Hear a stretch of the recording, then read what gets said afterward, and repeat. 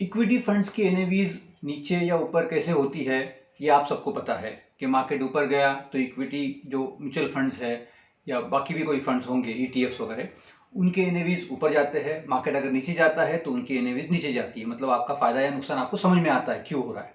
लेकिन date funds के बारे में बहुत संभ्रम है, बहुत डाउट्स है, बहुत क्वेश्चंस है जो लोगों को समझ में नहीं आता है कि डेट फंड्स के एनएवी नीचे और ऊपर कैसे आती है। काफ़ी बार ये देखा जाता है कि इंटरेस्ट रेट्स बढ़ रहे हैं लेकिन डेट फंड्स के एनएवी नीचे आ रही है, या इंटरेस्ट रेट्स नीचे जा रहे हैं पर डेट फंड्स के एनएवी ऊपर जा रहे हैं। तो डेट फंड्स में हमेशा पैसा मिलता ही है या एश्योर्ड मिलेगा ही, या बहुत सेफ है रिटर्न वाइज, ऐसा सबको लगता है। तो ये भी एक गलत धारणा है जिसको हमको ठीक करना चाहिए। तो डेट फंड्स के बारे में ये वीडियो स्पेशली हमने बनाया है। Welcome to Finoda, I am CA Mahendra Chaturmutha. Debt funds का बिहेवियर समझने के लिए हमको एक सिंपल सी चीज समझनी पड़ेगी, रिपो रेट। रिपो रेट वो होता है जो आरबीआई बैंक्स को लेंड करता है at a particular interest rates, और इसी रिपो रेट के बेस पे बाकी सब इंटरेस्ट रेट डिसाइड होते हैं। मतलब किस रेट से आरबीआई आपके बैंक को लेंड करता है, फिर उसके हिसाब से बैंक आगे के अपने लेंडिंग रेट्स और डिपॉजिट रेट्स नक्की करती है।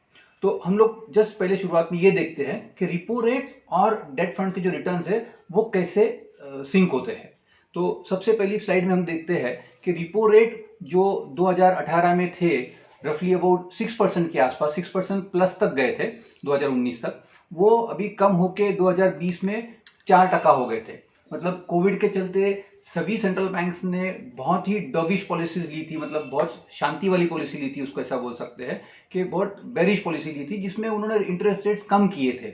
बहुत मनी प्रिंटिंग भी हुआ है और ओवरऑल इकोनॉमी को बूस्ट देने के लिए इंटरेस्ट रेट्स कम किए जाते हैं, क्योंकि इकोनॉमी सभी बुरे वक्त से चल रही थी।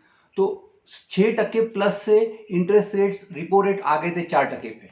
तो इस पीरियड में ये हुआ कि जो रिपो रेट 6% से 5% हुआ उसके बाद में 2019 में, और 2020 में 4% हुआ। और कॉर्पोरेट बॉन्ड जो डेट फंड है उसके रिटर्न्स जो 2018 में 5.77% थे, वो बढ़ के 2019 में आ गए 8.11%, और 2020 में आ गए 9.93%। तो हुआ क्या कि जैसे जैसे रिपो रेट्स कम होते गए वैसे वैसे कॉर्पोरेट बॉन्ड डेट फंड जो था, जो एक म्यूचुअल फंड है और उनका एवरेज रिटर्न है ये, उसका यील्ड बढ़ता गया 5.77 से 8.11%, उससे हो गया आगे 9.93%।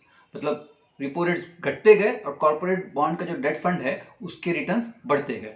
अभी दूसरा सिचुएशन देखिए कि 2022 में सभी बैंक्स ने, अभी सेंट्रल बैंक्स ने, मतलब रिजर्व बैंक और वर्ल्ड की सभी बैंक्स ने रिपो रेट्स बढ़ाना शुरू किए, उसको बैंक रेट्स और रिपो रेट्स बढ़ाना शुरू किए। तो जो 4% के आसपास रिपो रेट था वो अभी करंटली है ऑलमोस्ट 5.9%। तो 2% का राइज हो गया है। अब इस पीरियड में जो बॉन्ड फंड्स है उनका क्या हुआ, तो सबसे ऊपर आप देखेंगे कि जो कोटक बॉन्ड फंड है उसका यील्ड आप देखिए एक साल का है 1.14%, और आईसीआईसीआई प्रूडेंशियल जो डायरेक्ट प्लान है उसका यील्ड है 2.85% एक साल का, और वही आईसीआईसीआई बॉन्ड का जो ग्रोथ फंड है जो रेगुलर प्लान है, डायरेक्ट प्लान नहीं है, उसका यील्ड है 2.21%। अब 2.85 और 2.21 सेम फंड का है, क्योंकि उसमें फिर एक डायरेक्ट फंड और एक रेगुलर फंड है, तो उसमें कमीशन वगैरह जाएगा। बाकी भी फंड्स का रिटर्न्स ऑलमोस्ट 2% के आसपास है, कहीं कहीं पे तो लिटरली नेगेटिव रिटर्न्स है। अब ये क्यों होता है कि जब इंटरेस्ट रेट्स बढ़े हैं तब आपका डेट फंड की रिटर्न्स कम हो रहे हैं, और जब इंटरेस्ट रेट्स कम हो रहे हैं तब आपके डेट फंड्स के रिटर्न्स बढ़ रहे हैं। आइए हम देखते हैं नेक्स्ट स्लाइड में। फर्ज कीजिए कि आपने 2017 जून में 1 लाख रुपए के कुछ बॉन्ड खरीदे हैं, और वो बॉन्ड पे 9% इंटरेस्ट पर एनम आपको एश्योर्ड मिल रहा है, और वो बॉन्ड है 10 साल का, मतलब 2017 का बॉन्ड है जो मैच्योर होगा जून 2027 में। हर साल आपको 9,000 रुपये उसका इंटरेस्ट आएगा, फाइन। अब 5 साल बाद मतलब जून 2022 में आपने वापस रीवैल्यूएट किया वो बॉन्ड को। अब 2022 में समझो इंटरेस्ट रेट से 6% पर एनम, मतलब अभी जो नए बॉन्ड्स आ रहे हैं उन पे कंपनी 6% पर एनम ही दे रही है, और इंटरेस्ट रेट आपका जो पहले का बॉन्ड था उसको 9% था, तो 9,000 रुपीज आपको पर एनम मिल रहा था। अभी समझो आज किसी को उतना ही इनकम चाहिए या आप ही को उतना ही इनकम चाहिए 9,000 रुपीज पर एनम का, तो आपको कितने के बॉन्ड लेने पड़ेंगे?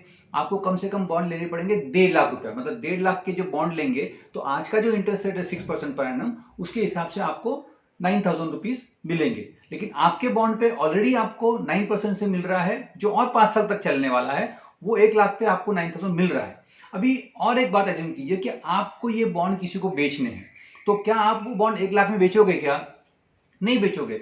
और सामने वाला क्या वो बॉन्ड आपसे मांगेगा 1 लाख में, या 1.5 लाख रुपए देने को तैयार होगा क्या वो? ये भी नहीं होगा। क्यों नहीं होगा? कि आप 1 लाख में इसलिए नहीं दोगे कि आप बोलोगे आज का इंटरेस्ट रेट 6% है, मैंने 9% में मेरे फंड्स लॉक किए हुए, तो उसका कुछ वैल्यू एडिशन मुझे मिलना चाहिए। और आज की इंटरेस्ट रेट 6% है, तो आज का जो इन्वेस्टर है वो 1.5 लाख रुपए भले आज एफडी करेगा या बॉन्ड में डालेगा, तो 5 साल बाद भी उसको 1.5 लाख ही मिलने वाला है। लेकिन अगर आपसे परचेज करता है वो 1.5 लाख में, तो चलो इंटरेस्ट तो मैच हो जाएगा 9,000 रुपीज पर एनम का, लेकिन मैच्योरिटी पे उसको 1.5 लाख का तो 1 लाख ही मिलना है, तो वो भी तो वो डिस्काउंट करेगा। तो इसका जब कैलकुलेशन आप किया जाता है, तो जब आप दोनों बैठते हो तो वो ये बोलेगा कि मैं आज जो पैसा देने वाला हूँ उसका मेरे को अल्टीमेटली 1 लाख ही मिलने वाला है, भले ही 9,000 रुपये साल का मिले।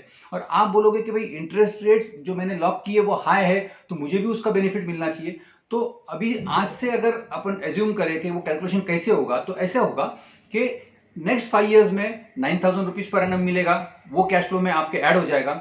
5 साल बाद 1 लाख रुपए मिलेगा, क्योंकि बॉन्ड का फेस वैल्यू 1 लाख रुपए आपके, तो उसका वो पर्सन जो आपसे आज बॉन्ड खरीदेगा उसको 6% पर एनम रिटर्न मिलेगा, तो वो खुश है। उससे आगे मिलेगा तो और अच्छी बात है। तो ये सब कैलकुलेशन करेगा तो आपके बॉन्ड का आज का प्रेजेंट वैल्यू निकलेगा 1,12,637 रुपया, मतलब 1,12,600 रुपीज के आसपास। तो इसमें हुआ क्या कि आपने जो 1 लाख रुपए भरा था 5 साल पहले, उसका आपको 9,000 रुपये हर साल मिला ही है, प्लस आपकी बॉन्ड की आज की प्रेजेंट वैल्यू हो गई है 1,12,600 रुपया, क्योंकि आज का इंटरेस्ट रेट है 6% और आपने फंड्स आपके बॉन्ड में लॉक किए हैं 9% पर एनम से। तो ये सब कैलकुलेशन में आपको पिछले 5 साल का अगर रिटर्न निकालना है कि 5 साल पहले आपने 1 लाख रुपए इन्वेस्ट किया, हर साल आपको 9,000 रुपया मिला, और आज अगर आप बॉन्ड बेचने जाते हो तो 1,12,600 रुपया के आसपास आपको मिल सकता है, तो आपका बॉन्ड का यील्ड एक्चुअली 11% हो गया है, भले आपने इन्वेस्ट किया था 9% से। अब दूसरा सिनारियो एज्यूम कीजिए। पहले सिनारियो में हमने क्या एज्यूम किया कि इंटरेस्ट रेट घटे है, मतलब 9% का इंटरेस्ट रेट हुआ है 6% पर एनम। अभी दूसरा सिनारियो एज्यूम कीजिए जिसमें इंटरेस्ट रेट्स राइज हो रहे हैं, मतलब सपोज आपने 2017 जून में 6% पर एनम के हिसाब से बॉन्ड में इन्वेस्ट किए 1 लाख रुपया, आपको 6,000 रुपीज पर एनम वो बॉन्ड पे इंटरेस्ट मिल रहा है। और अभी आज जून 2022 में उस बॉन्ड पे इंटरेस्ट आपको आज भी 6% ही मिल रहा है, लेकिन आज जो रेगुलर दूसरी कंपनीज बॉन्ड में ऑफर कर रही है वो 9% हो गया है। सपोज मार्केट जो इंटरेस्ट रेट है वो 9% पर एनम का है। तो अभी किसी इंसान को अगर 6,000 रुपीज पर एनम का इनकम चाहिए, तो उसको 1 लाख रुपए इन्वेस्ट करने की जरूरत नहीं है। उसको कितना इन्वेस्ट करेंगे? वो करेंगे 66,666 रुपीज, मतलब जो इन्वेस्टमेंट 1 लाख आपने किया उस पर आपको 6,000 मिल रहा है, आज ये बंदा 66,666 रुपीज इन्वेस्ट करके उसको 9% से 6,000 ही मिलेगा।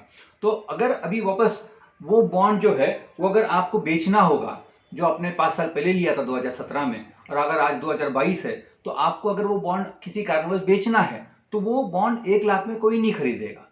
और सामने वाला तो ये बोलेगा ना कि मुझे उतना इंटरेस्ट चाहिए तो 66,000 रुपीज में हो जाएगा मेरा काम, मैं आपका 1 लाख में बॉन्ड क्यों खरीदूं? आप बोलोगे भाई ठीक है, भले ही 66,000 पे उतना इंटरेस्ट मिलेगा, लेकिन मैच्योरिटी पे भी आपको 66 ही मिलेगा। मेरा बॉन्ड अगर खरीदोगे आप, तो आपको मैच्योरिटी पे 1 लाख रुपए मिलने वाला है। तो ऐसे सब जब अगेन कैलकुलेशन होता है कि आज का आपका बॉन्ड का वैल्यू है, फेस वैल्यू जिसको बोलेंगे 1 लाख रुपया, उस पर हर साल मिलने वाला है 6,000 रुपीज, और 5 साल उसका मैच्योरिटी को बाकी है, मतलब 2017 में मैच्योर होगा। और सामने वालों को आज की तारीख में इंटरेस्ट जो एक्सपेक्टेड रिटर्न है वो है 9% पर एनम, मतलब आज जो इन्वेस्ट करेगा उसको नेक्स्ट 5 ईयर में 9% पर एनम के हिसाब से रिटर्न मिलना चाहिए, इंक्लूडिंग द मैच्योरिटी वैल्यू। तो मैच्योरिटी वैल्यू तो 1 लाख ही मिलने वाला है। तो ये जब कैलकुलेशन करोगे तो वो बॉन्ड का आज का वैल्यूएशन निकलेगा 88,331 रुपीज। तो मतलब हुआ क्या, जब इंटरेस्ट रेट्स बढ़े 6% से 9% हुआ, तो आपका बॉन्ड का जो वैल्यू है 1 लाख रुपया था, वो हो गया 88,331 रुपीज। तो आपके पिछले 5 साल के रिटर्न्स कितने हुए कि 1 लाख आपने इन्वेस्ट किया, 6,000 पर एनम आपने इंटरेस्ट लिया उसका, और आज अगर आप बेचने जाओ तो वो बेचेगा सिर्फ 88,331 में। तो इसका जो आप कैलकुलेशन करोगे, इसका इंटरनल रेट ऑफ रिटर्न निकालोगे, तो वो रिटर्न ऑन इन्वेस्टमेंट आपका निकलेगा 3.84%।